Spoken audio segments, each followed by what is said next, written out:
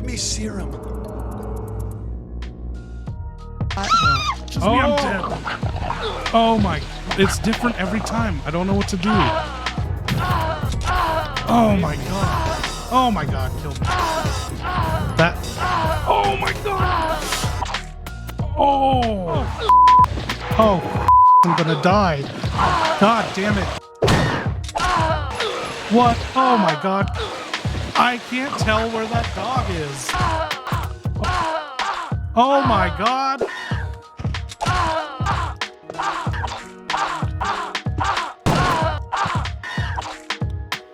The fucking auto aim. Chris!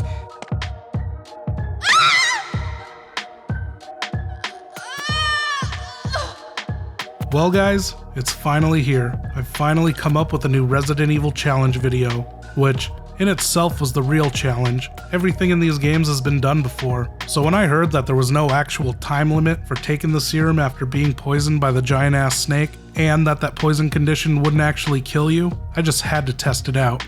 And yeah, I know this challenge video doesn't sound as impressive or progressive as beating Resident Evil 5 without committing any hate crimes, and it doesn't have the same risk and entertainment value that comes with beating Ethan Must Die while taking a shot of whiskey after every death. Oh, look at that accuracy. Who says I'm drunk? Which, you guys out there should never ever attempt. Unless you have enough whiskey, that is. That game mode is brutal. But, surprisingly enough, this poison run turned out to be a real challenge, and it led to multiple new discoveries, thanks to my decision to do this run without using any healing items. So, it's sort of like a no heal, no damage run of the game, but with the poison condition to f things up. And man did it f things up. I won't spoil too much, but let's just say, I definitely found the most difficult boss fight out of the entire series. It was worse than Jack Norman on Infernal, worse than Nemesis on Inferno, and worse than this frog, all combined. But before we get into it, here's a shout out from Mr. T-Virus. To all the retards out there supporting the channel, Kyle, Kiera, Marco, Julia, E13, and Brian, thank you for stepping up, unlike those freeloaders who just click like and leave comments. Whoa, hold up T, we appreciate all the support we get. Yeah, but I'm appreciating their support more. Well, can't argue that, and I'd like to say thanks to you guys too. And if any of you guys out there would like to become members of the retards, just check out our Patreon, links in the description. Members will get access to our private Discord, exclusive content, commentaries, and artwork. You can find some pictures of my dick in there. Nope, I've already deleted those. I don't know, man. I think you'd get more members if I showed my member. Anyway, everything goes towards paying the editing bills around here, so thank you guys for the support. Even if it is just a like and a share, it really helps out. Now back to the challenge. With these classic RE titles, with their pre-rendered backgrounds, tank controls, and overall limited freedom, challenge runners don't really get much to work with. No silly mods, no egg-only runs, no minorities in need of white saviors. So when my searches came up with nothing, no records or videos of anyone completing the game while maintaining the snake poison condition, I set out to be the first. But, to be honest, I only looked for like 5 seconds, because the remakes have pretty much buried everything on the internet that there was about the originals. The only real problem was, I was going off of rumors. This could all just be fake news. I didn't know for a fact that there was no time limit, or that the snake poison wouldn't really kill you. I think you will be alright, because I gave you a shot. But please, be careful. I already knew that the regular poison condition wouldn't kill you, even in the other titles. But this was giant-ass snake poison we're talking about here. It could be different. The little-ass snake's poison didn't need a serum to be cured, and it would never actually kill you. The poison condition in these games was just like AIDS. It just killed you enough for something else to come along and finish the job. The giant-ass snake's venom does kill Chris after 7 minutes if Rebecca dilly-dallies, so this had to be investigated. Which was easier said than done, since this game has more branching story paths and endings than Until Dawn. What are they? Jesus! What are they? Seriously, it was a challenge just to find out if this challenge was even possible or not. I ended up playing the entire game, exploring every single possible outcome, wasting hours just to find out if letting Rebecca play the piano or not had any consequences later on in the game. Spoilers, it doesn't. But I did find out how to get poisoned and stay poisoned. Chris just has to avoid meeting Rebecca in the West Medical Storage Room, and if Chris enters this room, she will team up with Chris. Regardless if you say yes or no to the team up, she will be there to cure his poison condition without his consent. That snake venom ain't gonna suck itself out. Instead, Chris will meet Rebecca in the hall with Richard, Who are you? I'm Chris of Alpha Team. and she'll send Chris off to go get the serum while she has her way with Dick. Dick. Yeah, technically his name's Dick Aiken. Why didn't they just name him Blue Balls? Ouch! Stop it. But in order for this to work, we have to waste 7 minutes.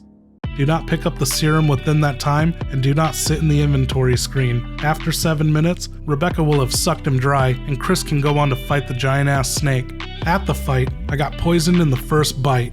But once I got what I came for, I waited outside for 10 minutes, my health drained, but I never died. Turns out the rumors were true, and this challenge was a go. But first, it needed some ground rules. Number 1. I have to play as Chris Redfield. Selecting Chris is essentially selecting the game's hard mode difficulty. Much like real life, women get all the benefits and never really have to lift a finger. Same goes for this game. Every dude in this game just bends over backwards to help Jill. Jill, here's a lockpick. You don't have a weapon. Take this with you. I found something. It's a weapon. Better take it with you. Solving puzzles, equipping her with weapons, defeating enemies, and in some cases, completely defeating the boss outright. And I bet she expects equal pay too. Well, I'd say she deserves it in this case, because Chris is friggin' useless. What's umbrella? Unfortunately, Chris can't read, and now he can't do math. No advantages whatsoever, but besides losing his gun, lighter, and 2 inventory slots, Chris's advantage is he's a tank that can take more damage than Jill, which, in this challenge, is completely useless because the point of this run is to complete the game while maintaining a 1% HP. Everything will kill me in 1 hit. And because of the requirements to get this challenge started, Rebecca will not be showing up at the guardhouse to help with Plant 42. Chris is completely on his own. Please take care of me. Which brings us to rule number 2. I have to get poisoned as soon as possible. So this means no unnecessary puzzle solving or map progression. Small key use and ammo pickups are allowed, since they don't gain access to key items or open up pathways. Rule number 3, no healing allowed, ever. I can treat you. Would you like me to? I'm okay. To make this challenge the least bit interesting, and not just another no heal, no damage run, healing items are not allowed. Once Chris is poisoned, this should pretty much play out like an Akumu difficulty run. Everything should be a 1-hit kill on Chris. What do you mean should be a 1-hit kill? I've made a few discoveries not previously known about this game, but we'll get into that later. Rule number 4, I have to get the best ending possible. That means saving Rebecca from the hunter room and collecting all the Mo discs. Doing this will cause more enemies to spawn on the map and trigger the final boss fight with Tyrant. And that's it for the rules. Let's begin. What about that 5th rule? What's that? What's rule 5? You know the 5th rule. Drink a 5th. Way ahead of you. So, after that successful fact check, I reset the game to follow these new rules, and I immediately fucked up by walking in on Rebecca twice in a row. Fuck. Just habit. Wasting like 30 minutes off the bat. I looked like a friggin' amateur to everyone on stream, so I cut out rule 5. Wow, okay, I'm not having another drink until I get this going. But once I was back on course, I was quickly poisoned, just running in and taking my licks and leaving that giant-ass snake alive. A mistake that would later cost me, or so I thought. From here, with no ammo, I had to get the shotgun, so I could shotgun things. I couldn't do it because of the no puzzle progression rule, but once I got it, this challenge was smooth sailing. That is, until I reached the pooches in the courtyard. This is where my 1% health really shined. Every dog was just as awful as my dog, just a sniff to my crotch would kill me. But luckily, I could just walk past each area without startling them. Even these little ass snakes aren't a problem if you just walk past them. They can't hit you.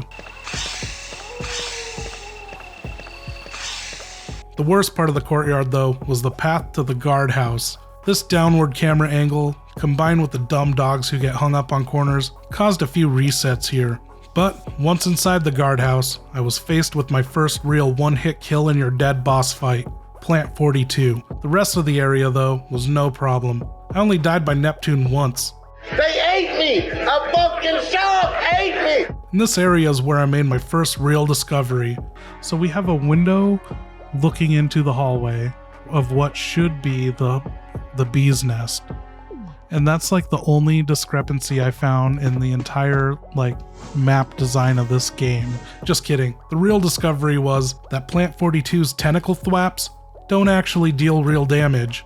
At 1% HP, I was getting thwapped across the face left and right, just weed whacking that Redfield, and he wasn't dying. Not sure how useful this info is, but it could make a difference for future no damage, no heal runs. I also discovered the best death in the whole game. Did I die from that?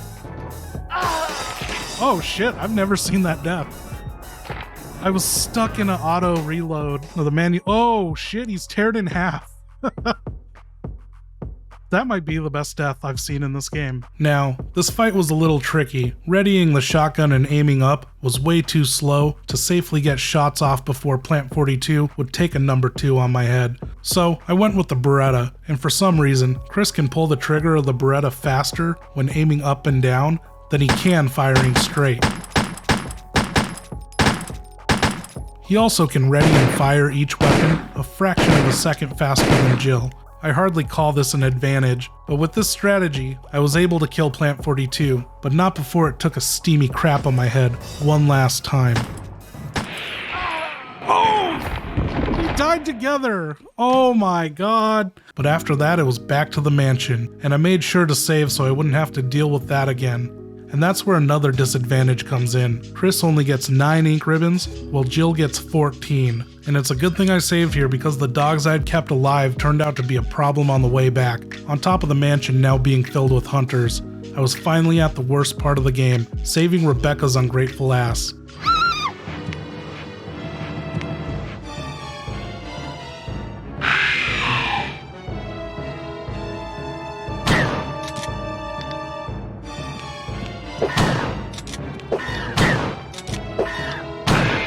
What was that? Look at that. I don't even get a thanks? Anyway, she was only 2 rooms away, but every move from these hunters was lethal, and I was getting sick and tired of running past the dogs every time just to die by my Achilles heel being swiped, so I wasted another save. And once I made it upstairs, I was faced with another challenge, the camera change on this corner. I couldn't approach the hunter without the lag from the camera switch killing me. In this 1-second transition, the hunter can kill me while I can't see or move, so I decided to back that ass up. I would present myself to the hunter in a way I could quickly get out of there as soon as I got his attention. And once I got him out of there, I proceeded to die, and then die some more, and sometimes I'd even invite his friend to join in. Oh, come on.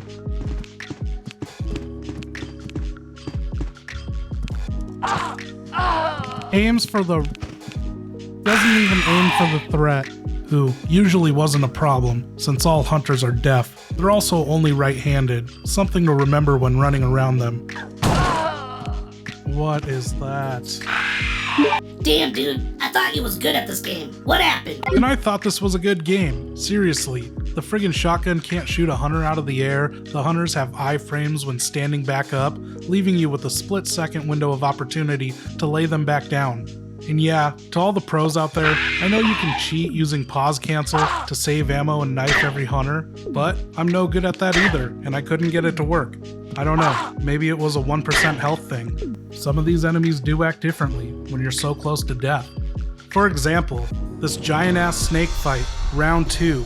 This chunky slithering turd is the most difficult, near impossible boss fight I have ever encountered.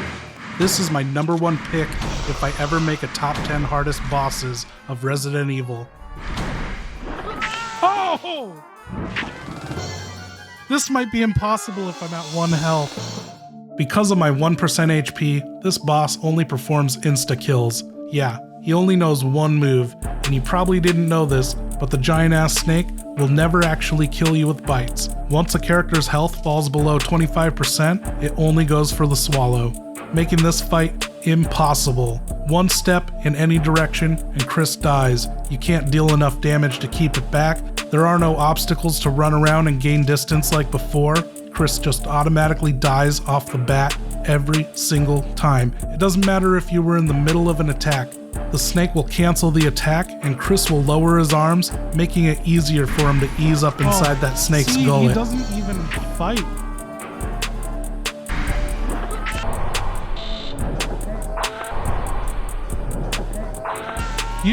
It did a 5th or 6th animation, but nothing came out of the gun. And I wasn't doing this on an emulator. I can't just create a quick save before the fight. Every time I died, I had to suffer the painful game reset and load times. I had to sit through every death animation, every door scene, the cut scene.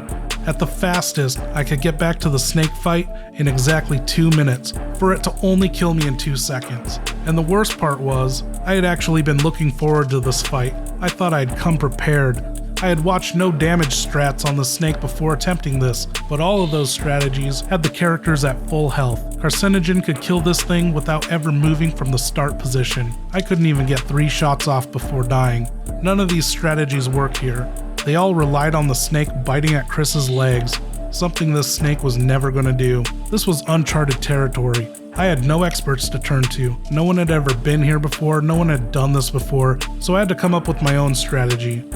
The Magnum. It was the most powerful weapon in Chris's arsenal. If this snake would go down with just 7 shotgun shells, surely the Magnum, with its faster rate of fire, would kill this creature before it ever reached me. The only problem was, the Magnum was on the other side of the mansion, past all the newly spawned hunters, and carving a path was tricky. There were certain routes I just could not go without dying, so I wasted a save in the main hall, and I'm glad I did, because I discovered that you cannot enter this room and react fast enough to save your life. Oh, fuck. Good thing I saved. That room's literally impossible. So I had to take the downstairs approach, the path with the most resistance. Oh my god! But once I was back in this room, I found that this cheap hunter could still kill me through the railing. What? Did you just see that? But after a few more attempts and some wasted saves, I finally got that Magnum, which proved to be completely f***ing useless. I fought so hard holding on to the hope that this was the most powerful weapon. At first, I could only fire off 3 shots before dying, but thanks to adopting the pause cancel technique, I was able to squeeze in more and more shots. I accidentally paused early and that changed everything. Let's try that again. Okay, that was 6 Magnum rounds and it still ate me. 7 shots and it's still alive. I should have reloaded the Magnum. I also began firing upwards for the faster rate and was able to get the snake to trip up in my face, which led to me taking this fight across the room, thanks to a 50-50 toss-up on whether you get swallowed running right here. This seemingly impossible fight was finally evolving and looking less and less impossible. Once I was consistently making it across the room, I managed to put 9 rounds into that snake, which should have been more than enough to kill it. Is that 9 shots? Even if these high aim shots were weaker Magnum hits, it should still beat the shotgun in power. I was about 50 deaths in and no closer to killing the snake. I could get across the room once, but I could never get back, and I never once reached 10 shots with the Magnum. And I shouldn't have had to in the first place. Something wasn't adding up here. So, I gave up. It's not possible. I can do 10 Magnum rounds and that's it, max. There's no working around that. What happened to the legendary Chris Redfield, huh? What happened to you? It's a good thing Finn's not around to see you this way. I thought that the rumors of the snake having cumulative damage must have been true, so I returned to the now empty attic, hoping that just by standing here, it would trigger the second phase of the snake's health.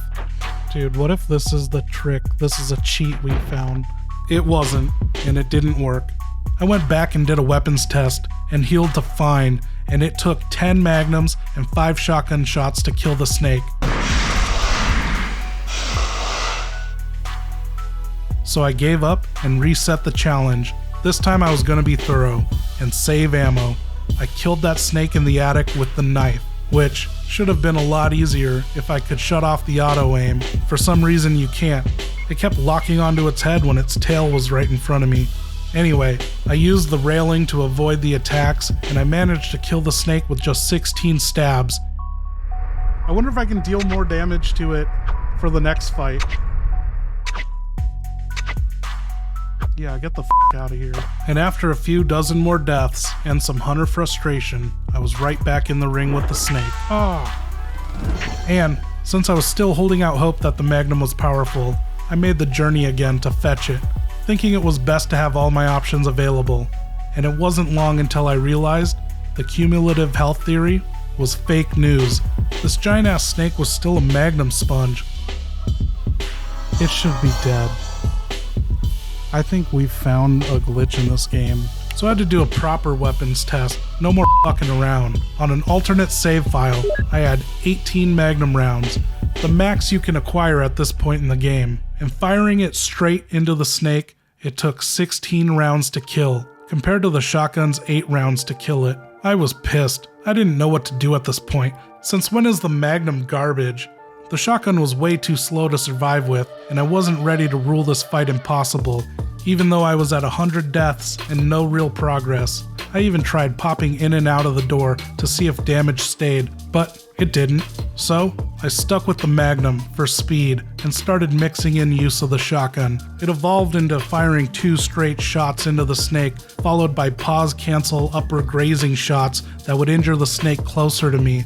From there, I was able to successfully break free from the instant kill animation 2 times in a row. If only I could find a way to successfully recreate this on command, I could beat this snake. There was hope. Oh my god. What was I just talking about? We've never gotten a second break. That was 2 in a row. But I had to stop there. This was the end of night 3. And on night 4, before I went live, I ran one more test. Made a huge discovery like a half hour ago. I discovered this juggling act with the knife. Something about the knife stance cancels out the automated kill animation. So I have to be aiming it. Look at that. Does my character move? Look at that, he moves forward every time. But here, watch this. I'll run in and knife. Hopefully survive a couple instant kill animations. We gotta learn how this knife works.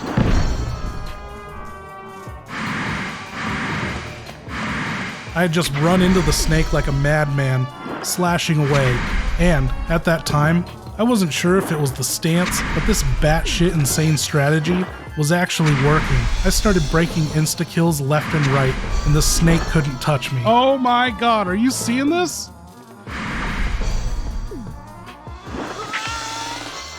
How many breaks was that? 4? But I never did kill the snake with the knife. Once I'd stun it and get it to react in pain, it would slither away and always get me on its reapproach. But this was still a huge discovery, and I wanted to get to the bottom of it. I started paying attention to everything, where I was standing, how my stance was, what was the camera angle like, and I discovered if Chris stood at a 45-degree angle, diagonal with these tiles, and he readied his knife, he would move just slightly with each ready position. I called this the knife break. After each swing, I would re-aim my knife, hoping that the reposition, along with the pause cancel technique, would disrupt the insta-kills. I was right, there's something about the stance and the hitbox. So the fight evolved. I started using a shotgun knife combo, which led to the most shots I'd ever gotten off on this snake with the slow-ass shotgun. 5 shotgun shots and 7 knife hits, and I had 8 insta-kill breaks. This was my new personal best. Victory was in sight, and then this happened. What if I run in there like I do with the knife?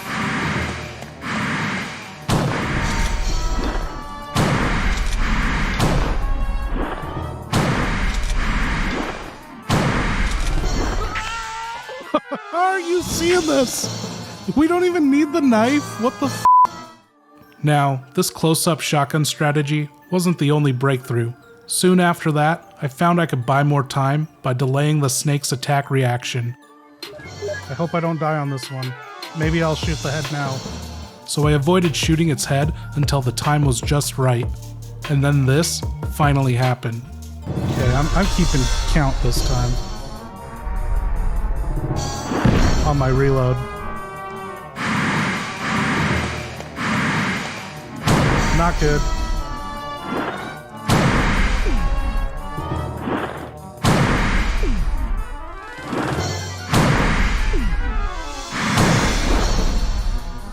Okay, that was 5. We're doing the headshot.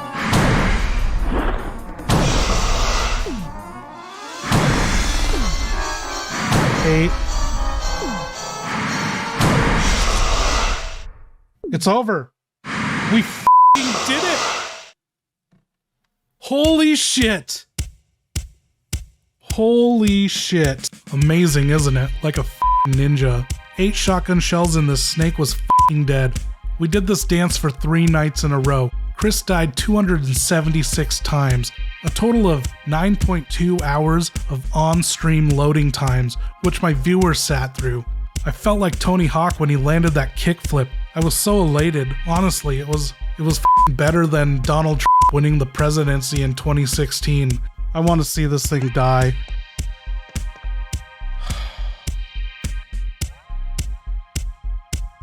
Just like Hillary Clinton, this slimy snake was dead, never to return. I was so pumped. I didn't even realize this zombie was biting my ankle, and apparently Chris didn't either because he didn't die. Am I gonna die?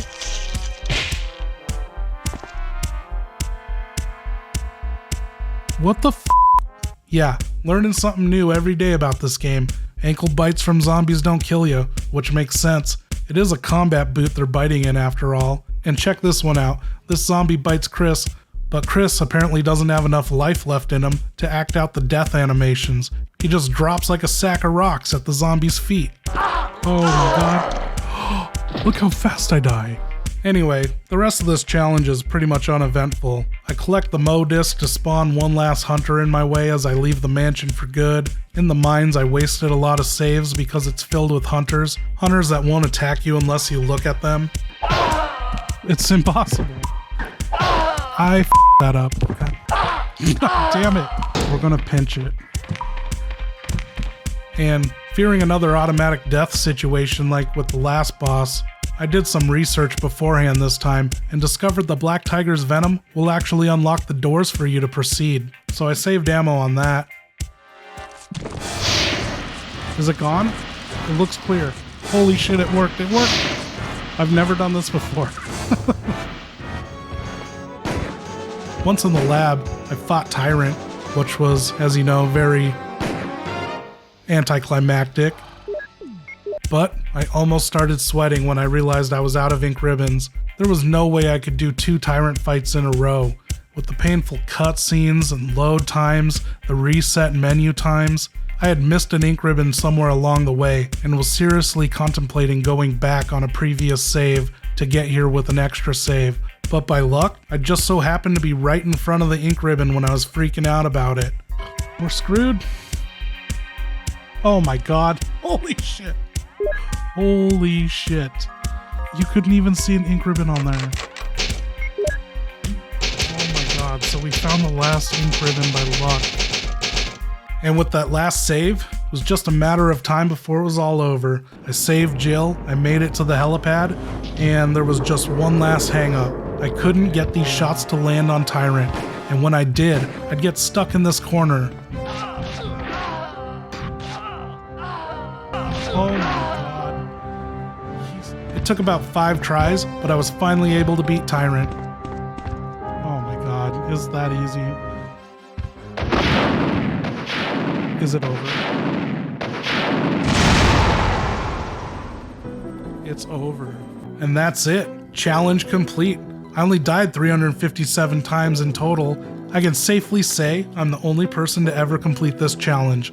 I hold a world record. You can find the proof in my live streams, and I'll be posting a highlighted video to my Patreon. 25 years of playing this game, and I'm still learning something new every time I play it. Anyway, I hope you guys enjoyed this video. If you have any fun or unique gaming challenges for me to attempt, let me know in the comments. And if you learned anything from this experience as well, please like and share it. And don't forget to subscribe, because I'll be delivering more Resident Evil content in the coming weeks. From reviews, to streams, to board games, I'll cover everything Resident Evil. I'll also be hitting you up with some more top 10 videos. And if that isn't enough, check out my Patreon, link in the description. But for right now, check out these other Mr. T-Virus Challenge videos. Thanks, bye.